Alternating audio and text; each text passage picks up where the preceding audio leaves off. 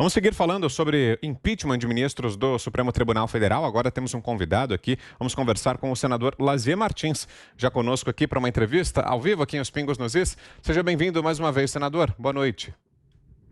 Boa noite, Vitor Brown. Com muito prazer, cumprimento os ouvintes da Jovem Pan e os prezados apresentadores, o Augusto Nunes, o Zé Maria Trindade, a Ana Paula, a Cris. Mas estou à disposição. Pois é, senador, e agora, inclusive, começam a surgir informações, vários veículos de imprensa estão trazendo aqui uma notícia de que o presidente do Senado, Rodrigo Pacheco, teria decidido agora há pouco rejeitar esse pedido do presidente Jair Bolsonaro de impeachment do ministro Alexandre de Moraes. Segundo as informações, ele teria recebido hoje um parecer da advocacia do Senado e vai anunciar em instantes que o parecer recomenda a reprovação do pedido de impeachment, então já não vai adiante esse documento que foi apresentado pelo presidente Jair Bolsonaro. E ontem o senhor esteve, não, com o presidente do Senado, Rodrigo Pacheco. Queria saber do senhor o que ele disse. É isso mesmo? Ele vai rejeitar esse pedido de impeachment? Me deu a impressão que sim, mas ele disse que estava avaliando. Eu também estou acompanhando aqui, estou atento aqui à sessão em andamento no Senado, mas acompanhando as notícias de que ele já teria, mais cedo do que se supunha, decidido rejeitar. E aí, atropelando a lei do impeachment, o Vitor.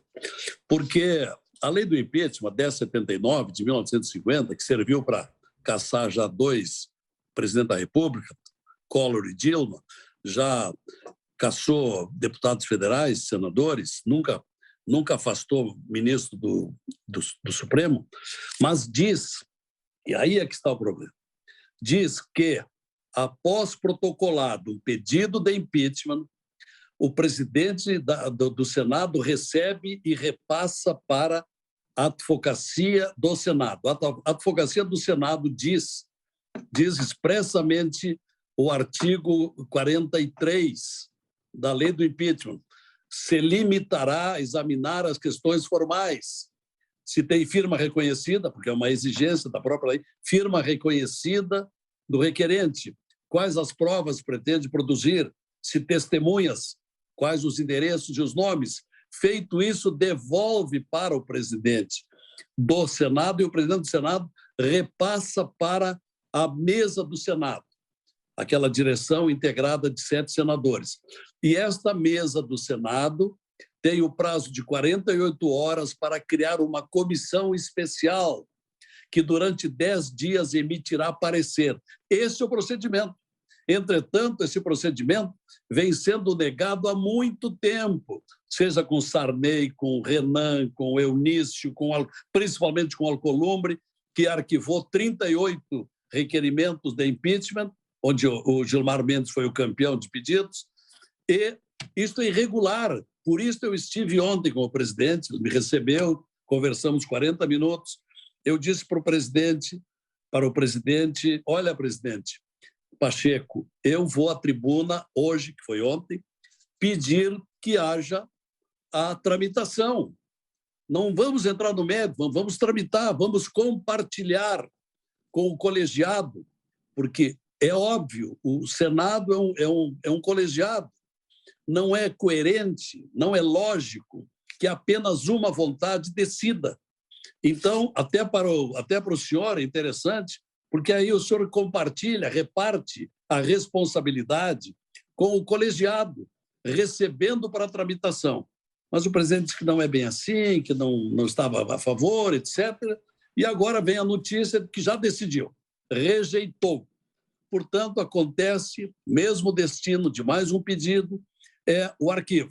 Vai para a sepultura do arquivo, mais um pedido de impeachment. Eu não sou bolsonarista, nem antibolsonarista, eu sou de um partido independente, mas eu quero o respeito à legislação.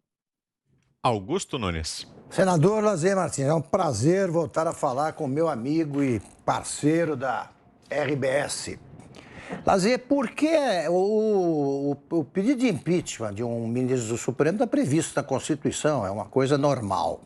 Por que tantos senadores têm tanto medo de examinar o assunto? Artigo 52 da Constituição caberá privativamente ao Senado Federal processar e julgar ministro do Supremo Tribunal Federal, artigo 52, inciso 2. Não é cumprido, nunca houve essa oportunidade. Por mais irregularidades, diatribes, ilegalidades que cometam, não existe a possibilidade. Agora, por quê? Na minha opinião, 2 motivos. Em primeiro lugar, medo. Tem senadores que temem que amanhã ou depois alguém que tem uma culpa de consciência, tem culpa em cartório, realizou durante uma gestão numa prefeitura ou num governo, cometeu alguma coisa que não era lícita e que poderá responder, porque é atribuição do Supremo, foro privilegiado, então não votam a favor. E, por outro lado, nós temos lá apurados 23 senadores com processos em andamento no Supremo Tribunal Federal. Então, essa é a explicação. E, com isso, vão tornando o Supremo uma organização diferenciada, um Olimpo, onde estão acima da lei. E, no entanto, lá estão vários ministros que não têm condições, que cometem várias irregularidades.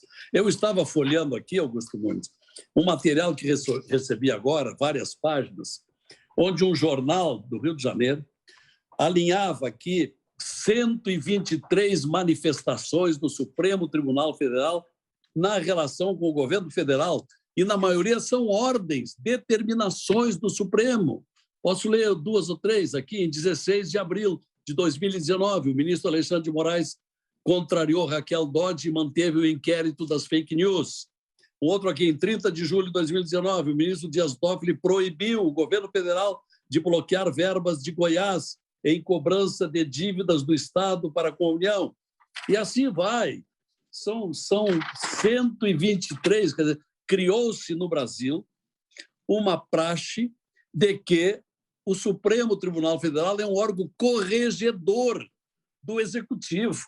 Então, eu entendo o desespero, a aflição, a revolta do presidente da República, por mais erros que tenha cometido, e os tem cometido.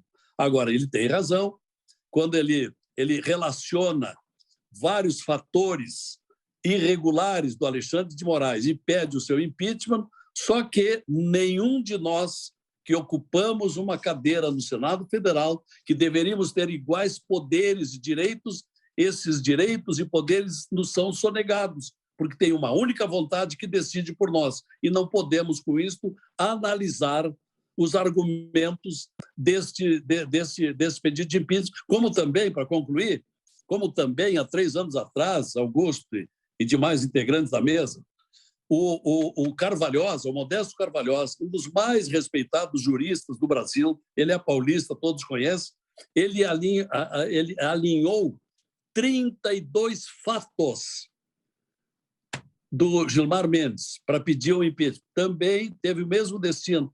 E assim lá nave vai. É a mesma coisa sempre. Mas, senador, bom, um dia preocupante, né, com essas notícias aí que o senhor traz. E, infelizmente, o presidente do Senado, o Rodrigo Pacheco, ele tem também os seus perfis nas redes sociais fechados. Então, a gente não consegue nem comunicar, né, a nossa vontade, o que nós esperamos do presidente do Senado, porque os perfis dele estão fechados. Diante disso, senador, e aí diante também do foro privilegiado, né, dessa jabuticaba que a gente tem no Brasil, é difícil a gente manter uma esperança, né, porque fica o Senado tomando conta dos ministros que fazem o que querem, que interferem nas prerrogativas do Executivo, do Legislativo, e fica o STF cuidando também desses 23 senadores, como o senhor comentou, que tem aí processos no STF.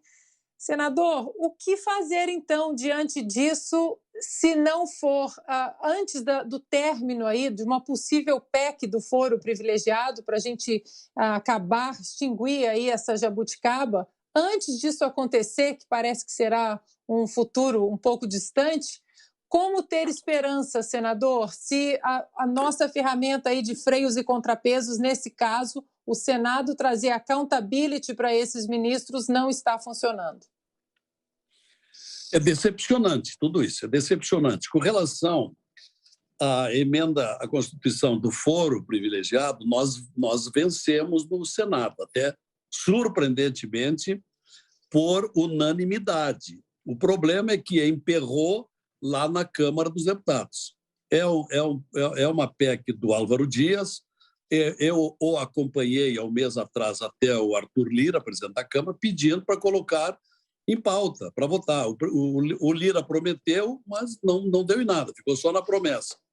Então, nós seguimos. Eu tive a oportunidade de dizer ontem de manhã, na reunião com o Rodrigo Pacheco, disse: presidente, eu louvo o seu comportamento como um senador equilibrado, educado, culto, conhecedor do direito e que pode ser um presidente do Senado diferente.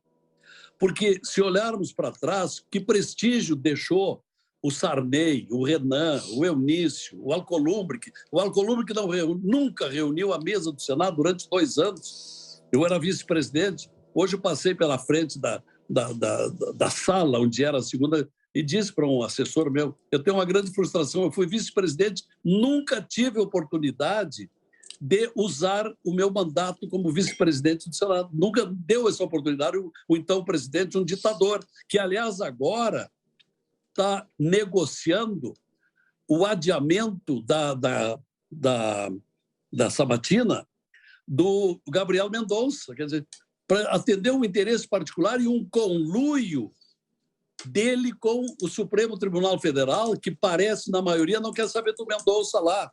E eu não decidi ainda se vou votar a favor ou contra, eu quero primeiro ver a sabatina. Então, é uma situação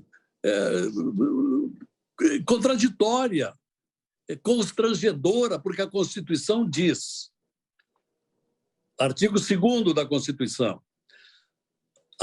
os poderes da União serão independentes e harmônicos entre si. Só que não está havendo harmonia, por exemplo, atualmente, entre o Judiciário, representado pelo Supremo, e o Executivo. Ao contrário, é uma desarmonia profunda, é um conflito. E eu propus ontem para o presidente, vamos entrar de mediadores nisso aí, porque se nós fizermos a tramitação, nós estaremos dando uma satisfação ao povo de que vamos decidir no voto se tem procedência ou não o pedido de impeachment. Estamos exercendo o nosso poder, mas nem isso foi levado em conta.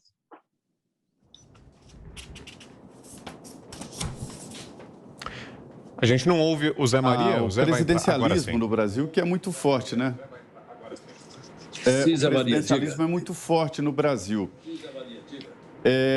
O presidente da Câmara e o presidente do Senado são ordenadores ali de pauta, não são uma autoridade especial e não são senadores especiais eleitos de uma forma a ter poderes maiores do que outros. Mas o presidencialismo no Brasil funciona de tal forma que isso exporta até para as empresas privadas. Um presidente de uma empresa privada, mesmo nos Estados Unidos, ele obedece a um conselho, existem amarras ali, ele não tem esse poder total que o presidente tem no Brasil. E os presidentes da Câmara e Senado se deram, porque ninguém deu, poderes excepcionais. E, neste caso aí, senador, foram vários, 67 que foram arquivados, pedidos de impeachment de ministros do Supremo, vamos dizer, por falta de conteúdo. Às vezes, não tem CPF. E tinha o CPF lá do senador que assinou, quer dizer, e o próprio Senado tem o CPF do senador. Então, usa de argumentos assim para nem analisar. O artigo 52 da Constituição é muito claro, né? Além do presidente, existe a mesa e o plenário. Quando eu digo além, o plenário é mais poderoso do que o presidente e a mesa diretora é mais poderosa do que o presidente e o presidente do Senado seria o terceiro poder. Então, qual é a estratégia? É de não conhecer, porque se ele receber, pode ser que os senadores apresentem uma apelação ao plenário, né? E no caso de Cid, não. existe a possibilidade de apelar à mesa e depois ao plenário essa estratégia. Como vazar exatamente, senador, essa postura que eu vejo agora que não é do atual presidente, mas de todos os presidentes que passaram? Veja que situação, Zé Maria, embaraçosa. Qual seria a medida? A medida nossa seria recorrer ao Supremo. Por quê? Porque a lei do impeachment, que serviu para tantos outros, não está servindo aqui. Então, eu tenho, há 2 anos, o projeto de resolução número 11/2019, onde eu procuro regulamentar o hiato que existe entre o artigo 43 e o artigo 44 da lei do impeachment, porque não estabelece prazo para o presidente do Senado tomar uma decisão. Não há nenhuma referência. Por isso que o Alcolumbre ficava meses sem decidir e mandava para o arquivamento. Então, eu estou propondo 15 dias. Isto é, após o protocolo, passou pela avaliação do advogado do Senado, que assumiu agora, foi investido de superpoderes. Ele é que decide o que pode e o que não pode seguir. Mas, de volta para o presidente tem 15 dias para rejeitar ou acolher. E seja lá qual for a sua decisão, pelo projeto de resolução número 11/2019 que estou propondo, dá para recorrer ao plenário desde que tenhamos 1/3 de assinaturas dos senadores, 27 senadores, pedindo que a matéria sonegada, indeferida, rejeitada pela mesa, possa, por recurso, ir para o pleno do Senado. Mas nem isto é colocado em pauta. Pedi ontem ao presidente Rodrigo, pelo menos coloque, vamos regulamentar o projeto de impeachment por aqui, mas não adianta, é sempre a mesma coisa. E se diz que isso é democrático, não existe essa democracia, não existe.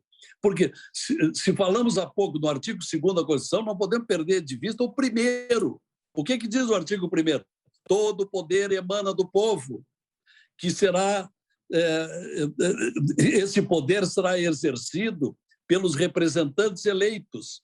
Nós somos os representantes eleitos, mas não conseguimos fazer o que o povo quer, porque eles se adotaram os superpoderes. Então, se nós, respondendo ao Zé Maria, qual é a medida? A medida seria o seguinte: o presidente não submeteu ao colegiado do Senado. Então, vamos recorrer ao Supremo para fazer que o Supremo faça aquilo que tem feito com relação ao presidente da República. Obrigue o presidente do Senado a submeter ao plenário o pedido de impeachment. Mas como é que o Supremo vai determinar isto se o alvo desta discussão exatamente é o ministro do Supremo? Então, é ilógico, né? Não tem futuro, é um pedido inócuo, não dá em nada. Esta é a impressionante situação que nós vivemos. Então, vou emendar uma outra pergunta ao senhor, senador, sobre foro privilegiado. Há quantas anda esse tema no Congresso Nacional e, na avaliação do senhor, isso poderia ajudar na resolução desse impasse que o senhor mencionava agora, do fato de que deputados e senadores são julgados no Supremo Tribunal Federal e as ações dos ministros são julgadas no Senado? O fim do foro privilegiado, ou pelo menos a limitação, ajudaria nisso, senador? Ajuda, sim. Faz 4 anos que o foro privilegiado, votado e aprovado no Senado, aguarda a pauta na Câmara dos Deputados. E isso que temos feito vários pedidos em favor dessa PEC, que é do Álvaro Dias. Bom, mas lá eles não dão andamento.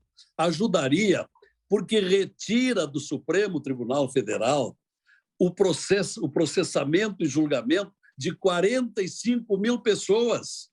São 45 mil brasileiros que são protegidos pelo foro privilegiado.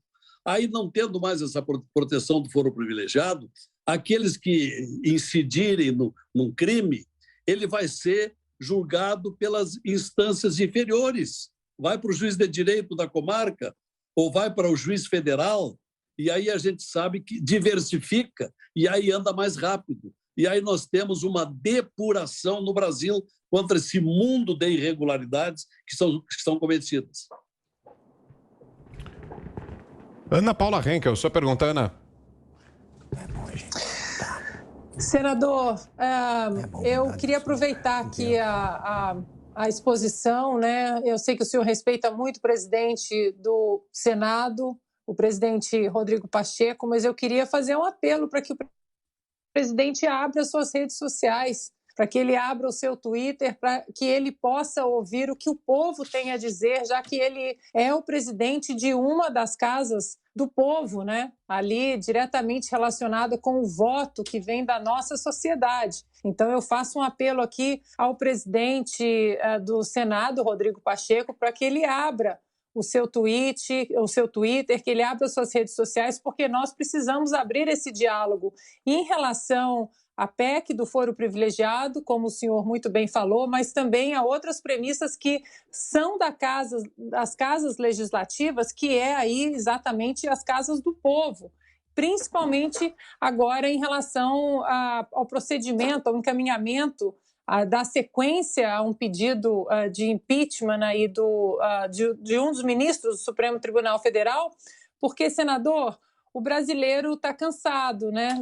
O brasileiro está cansado de conversa, às vezes o próprio Rodrigo Pacheco vai à televisão e fala em diálogo, e fala em conversar aqui, conversar ali, mas o problema é que é tanto diálogo, senador, mas tanto desrespeito à Constituição, que o brasileiro está cansado, né? O brasileiro está cansado de ouvir apenas diálogo e uma caminhada a passos largos aí, sempre vilipendiando a nossa Constituição por parte de quem deveria salvaguardar a nossa Carta Magna.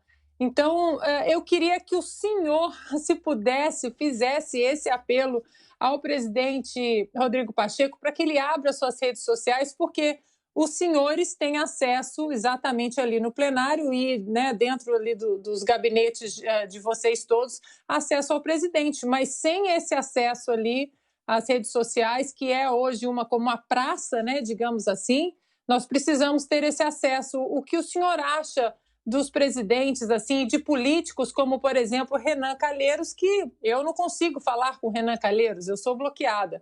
Queria que o senhor desse essa opinião sobre os presidentes das casas legislativas bloqueando, fechando as suas redes sociais, interrompendo essa comunicação. Pois é, quem deveria servir de modelo de transparência faz o contrário.